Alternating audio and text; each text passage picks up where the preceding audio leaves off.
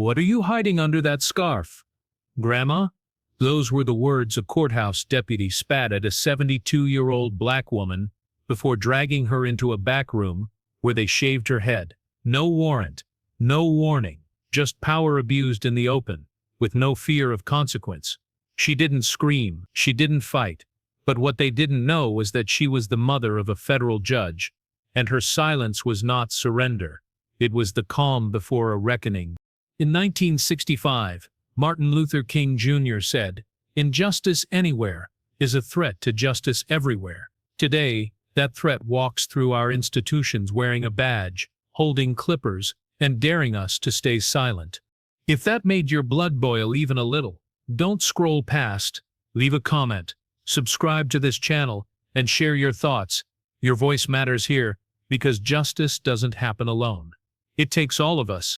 Under the hazy morning light of Savannah, Georgia, the air was already heavy with humidity and something else, something more insidious. At the federal courthouse on Montgomery Street, people moved with their usual urgency, paralegals clutching briefcases, attorneys in polished shoes, and courthouse security watching them all with an over-practiced eye. No one paid attention to the small, older black woman making her way toward the main entrance. She wasn't dressed for attention, just a long tan coat, orthopedic shoes, and a headscarf tied neatly around graying curls. She moved slowly, one hand gripping a dark wooden cane that seemed older than she was. Her name was Lorraine Johnson, and in less than an hour, she would become the center of a reckoning this city would never forget. Lorraine didn't want attention. She was just there to submit some paperwork regarding a property dispute, a plot of land that had belonged to her family for 3 generations. Her left eye had gone blind a decade earlier due to complications from glaucoma, and arthritis had begun to stiffen her fingers, but she was proud. She walked upright, chin lifted, still carrying herself with the grace of someone who remembered better times. Her late husband had served in the Marines. Her daughter was an attorney. She believed in the law. She believed in the system. That belief was about to be shattered. At the security checkpoint, she was met by a tall white officer with thinning blonde hair and a nameplate that read Briggs. Deputy Colton Briggs didn't offer a greeting, just a suspicious squint and a half-step forward, blocking her path with his chest. "Ma'am," he said, eyeing her headscarf, "I'm going to need you to step aside for a random check." Lorraine paused. "I've already removed my jewelry. I don't have any metal on me," she said calmly, her voice steady. Briggs looked her up and down again. "It's not just about metal. You're acting evasive." She blinked. "Sir, I've barely said a word." "Exactly." She stared at him, disbelieving, but didn't argue. That was the thing about Lorraine. She knew how to pick her battles. She had lived through segregation, through redlining, through watching young black men get pulled over just for walking home. She had survived too much to start yelling now, so she let herself be led. No, escorted away from the line into a back hallway no wider than a storage closet. The room she was pushed into was windowless. Bright fluorescent lights buzzed overhead. A folding chair stood in the middle, and beside it, a small cart with plastic gloves, a flashlight, and an electric hair clipper. Lorraine's eyes fell on the clippers. Her breath caught.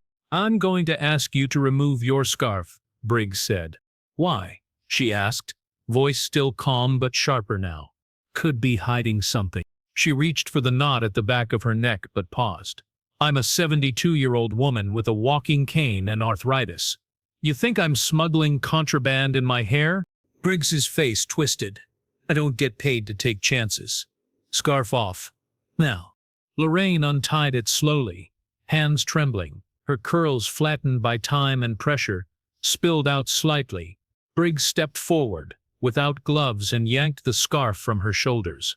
"Still can't see everything," he muttered, then reached for the clippers. "Wait! Absolutely not. You're being uncooperative," he said coldly.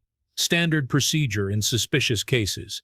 "There is nothing standard about this," Lorraine said, her voice cracking for the first time. Briggs didn't care. He flicked the switch. The buzz filled the air like a hornet's nest had been unleashed. Without further warning, he pressed the clippers to her scalp. The first lock fell. Lorraine's entire body stiffened. The second fell. By the third, her shoulders began to shake, not with fear, but with rage. She didn't scream. She didn't beg, but the room felt like it tilted on its axis, as if something holy had just been desecrated. When he finished, her curls lay scattered on the tile floor like feathers plucked from a sacred bird. "Now you look more like someone who belongs here," Briggs sneered, brushing stray hairs off his uniform like lint. He turned and left without another word. Lorraine sat motionless in the chair, her breath shallow. Then slowly, she rose, placed her scarf over her now exposed head, and walked out of the room with the same poise she had walked in. But something had broken. Not in her, but in the illusion she'd held for decades, that being silent, being dignified, was enough to keep cruelty at bay. It wasn't. What Briggs didn't know, what no one in that courthouse knew, was that Lorraine Johnson wasn't just a woman with a cane and a soft voice. She was the mother of Judge Cameron Johnson, the youngest black woman ever appointed to the federal bench in Georgia, the judge whose name hadn't yet been plastered all over news outlets because her swearing in had been deliberately quiet, the judge who, due to threats against her life, had requested her role be kept low profile until her courtroom debut. That debut was today. Across town, Judge Cameron Johnson was sitting in a borrowed office, her robe folded in a leather case beside her, her phone in her hand. Her assistant had just called. "Camum, I think you need to see this." The voice message had come from one of the young clerks at the courthouse. No name, just a shaky voice whispering, They shaved a woman's head." In the screening room, they said she was suspicious, but it was Lorraine Johnson. Cameron's entire world stopped spinning for a beat. Her mother, at the courthouse, that morning, she didn't speak. She didn't curse. She didn't scream. She stood, reached for her case, and walked out the door. The robe stayed in the bag. She would not walk in as a judge today. She would walk in as a daughter. By the time she arrived at the courthouse, Lorraine was gone. No one had helped her. No one had intervened. But a single file had been left on Cameron's desk. Anonymous, unsigned, inside it a time-stamped video from a hidden phone, just clear enough to show Briggs the clippers and Lorraine's curls falling like ash. Cameron didn't sleep that night. She didn't cry either. She shaved her own head. The next morning, the courthouse buzzed with the tension of a civil rights lawsuit being heard in courtroom 4B, a class action against the city's police force for alleged misconduct during arrests made the previous summer. Attorneys packed the benches. Activists filled the gallery. Reporters scribbled notes furiously. No one noticed the tall black woman with a bare scalp entering through the side entrance. No one recognized her, until she walked up to the bench, removed the folded black robe from her case, and slid it on slowly, deliberately, like slipping into armor. Briggs, standing in the rear of the courtroom with his arms folded smugly, paled when he saw her. Because in that moment, in that one deafening moment of silence, he realized who she was. Cameron looked out across the courtroom.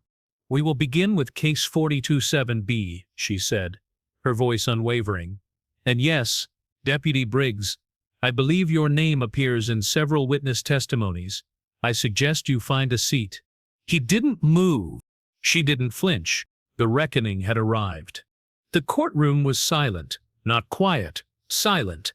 The kind of stillness that happens right before a tornado touches down. Judge Cameron Johnson sat tall behind the bench, her scalp bare, the courtroom robe draped across her frame like it had been carved there. The room had already shifted when she entered, but now, as she scanned the case files laid before her, the air felt electric. "Counsel," she said, without looking up, "please proceed with your first witness." The prosecuting attorney rose.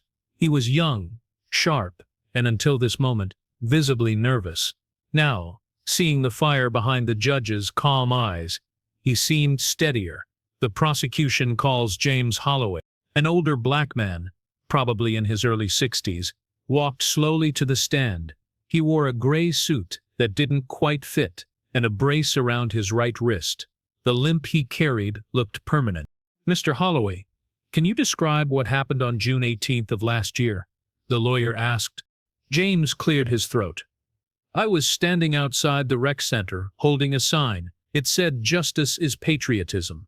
He paused, then added, "Didn't even get a full minute before Officer Darren Voss came up, told me I was inciting unrest. I said it was my First Amendment right. He shoved me. I fell, broke this wrist. Still can't hold a coffee cup right." The courtroom shifted. A few gasps. One juror bit her lip. The defense looked down, writing notes they'd never use. "And what did Officer Voss say when you told him you were injured?" the prosecutor asked. "Said I should stop faking and start walking." James's voice cracked, but he didn't cry. "I tried to report it. They told me the footage was missing." Cameron's fingers tapped twice on the bench. "Thank you, Mr. Holloway," the prosecutor said gently. "No further questions." "Defense?" Cameron asked, still expressionless. The defense attorney stood halfway, then shook his head. "No questions at this time, Your Honor." Cameron raised an eyebrow, ever so slightly. "Very well." One witness after another. A teenage girl forced to delete a video of a friend's arrest. A Hispanic grandfather who was tackled for loitering in front of his own apartment. A former city employee who had quietly left her job after being told to stop escalating things when she raised concerns about racial profiling in court security screenings. Then came the name. "Your Honor," the prosecutor said, "the state would now like to call Lorraine Johnson." The courtroom froze. Cameron inhaled slowly. Her eyes locked on the side door as it opened. Her mother entered with a calm that only someone who had survived humiliation without breaking could wear. She wore a long navy blue dress, modest pearl earrings, and walked steadily with her repaired cane. Her head was still bare, every scar and shadow visible. She didn't flinch under the eyes. As she reached the witness stand, the prosecutor helped her up the steps. "Mrs. Johnson," he began, "can you describe what happened to you 2 days ago?" Lorraine nodded once. "I came to this courthouse to file a property form. I was stopped at security. Deputy Briggs told me I was acting evasive. I wasn't. I answered every question politely. And then, he said I might be hiding something under my scarf. I told him I wasn't. He ordered me to remove it." "Did you?" "I did." Cameron didn't blink. "Then he said he couldn't see enough. Took out clippers. Cut my hair off, everything." "And how did that make you feel, Mrs. Johnson?" Lorraine paused. She didn't cry. Her voice was clear as glass. "Like I wasn't a person anymore." No further questions. The defense attorney didn't stand. His hands were clasped so tightly they looked bloodless. Cameron leaned forward. "Mrs. Johnson," she said, her voice warmer now. "Thank you." Lorraine stepped down with the same poise she had when entering, and the gallery watched her with something close to reverence. Cameron sat straighter. "This court will take a 15-minute recess," she announced. As the room emptied, murmurs filled the air, like rising steam, but Cameron remained seated. Deputy Briggs hadn't moved. "Mr. Briggs," she called out calmly. He turned, slowly. "Yes, Your Honor," he said, already shrinking. "Approach the bench." He hesitated, then obeyed. He walked stiffly to the center of the courtroom. "Please state your full name." He cleared his throat. "Deputy Colton Briggs." "How long have you been assigned to courthouse security?" 18 years. Cameron tapped her pen against her notes. "Are you aware there are 12 complaints on file against you?" Briggs stiffened. "Ma'am, I never. Those were dismissed." "They were buried," Cameron corrected, "by people who assumed no one would challenge them, until now." She stood slowly, removing her robe with care, folding it, and placing it beside her. She now stood in her black blouse, bareheaded and proud. "2 days ago you humiliated a woman without cause. You stripped her dignity, made a mockery of your badge, and you did it because you thought you could." Briggs said nothing. "But you didn't just pick any woman." Her voice hardened. "You picked the mother of the judge who now has the authority to hold you accountable." The room was silent again, but it wasn't still.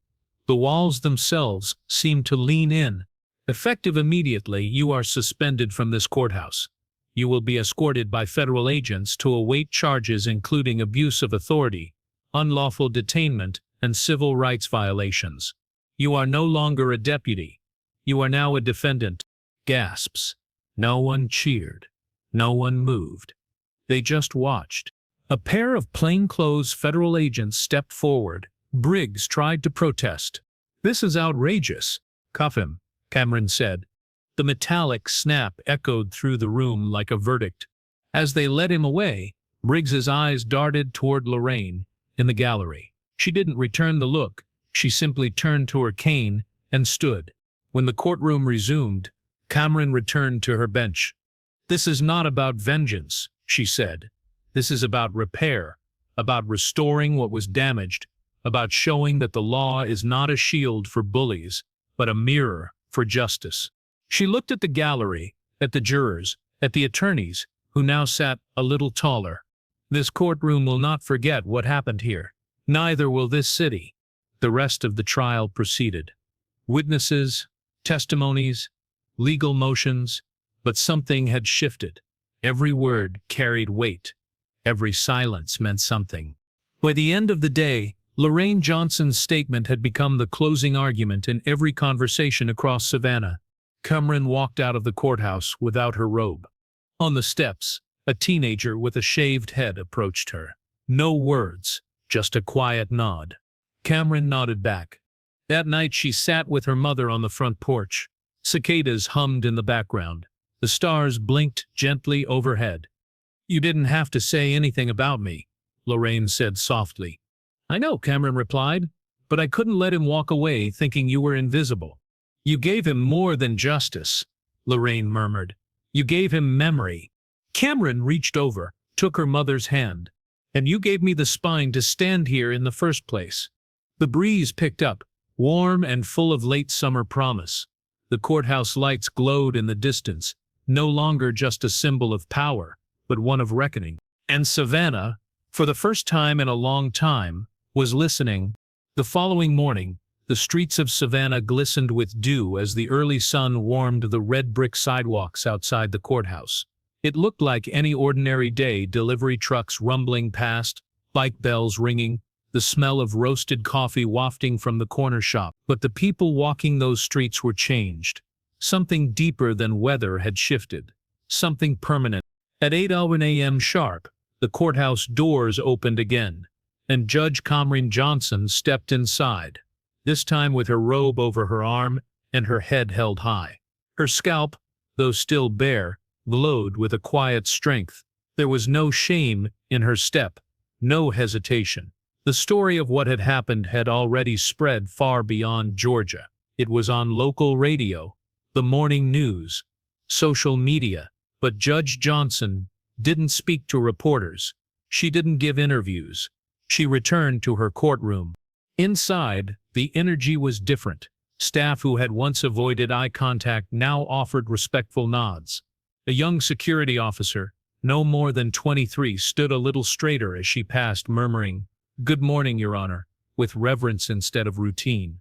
In the hallway, a bronze plaque had been mounted overnight outside courtroom 4B. It read, "In honor of dignity defended, for every voice that once went unheard, and every silence that ended in courage."